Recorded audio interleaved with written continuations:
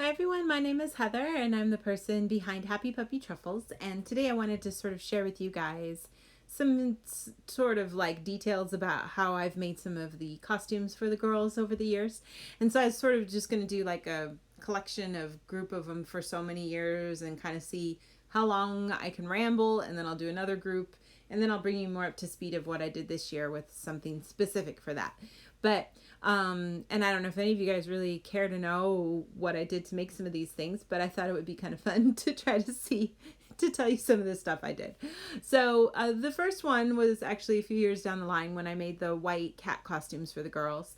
And, that was just, me just sort of making up what I would imagine that a pretty simple little dress would look like, and guessing about how big they were and trying to make it like that, and making the headbands based off of other headbands that we had around. So the costume itself wasn't that hard to make.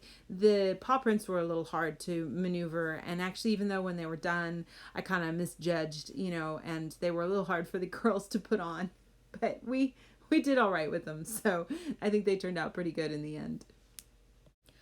The next time that I made something kind of major was when I tried to design these little outfits for them to kind of look like the wolves from the movie Wolf Children. And the ears turned out really cute, but they were really precarious and would fall over all the time because they were way too heavy. So I would definitely recommend trying to figure out good ways to make things not be so heavy, especially when you are trying to have them balance on somebody's head. We found a funny solution for the nose by getting those little things from the 100 yen store, actually.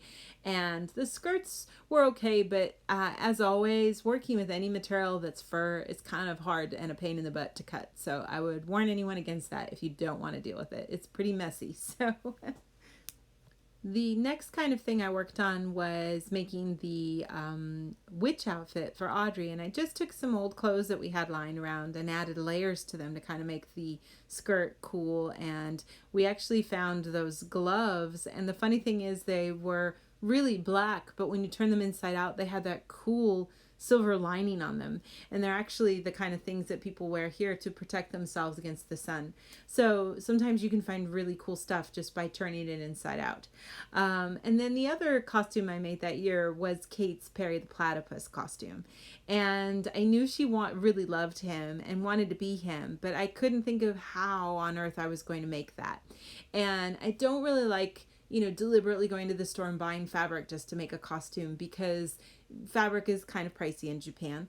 And so I knew his color, and I actually found a discounted tissue box cover kind of thing, which is basically like a plushy Perry the Platypus, but then you can put your tissue box inside of him.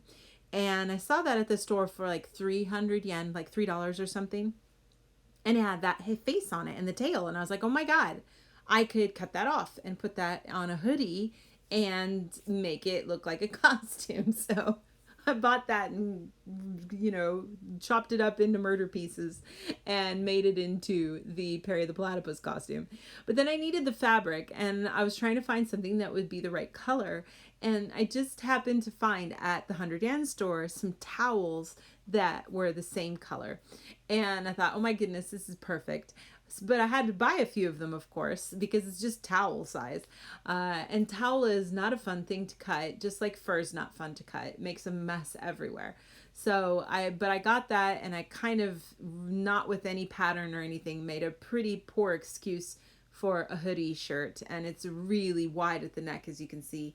And then, had the tail coming out of the back, which turned out pretty cool. And then the pants that I made for Kate were barely even acceptable, because every time she would sit down, the crotch would get closer and closer to just tearing in half. So we could only wear it a few times. She wanted to wear it a lot, which was really made me very happy, but it was kind of not very well made.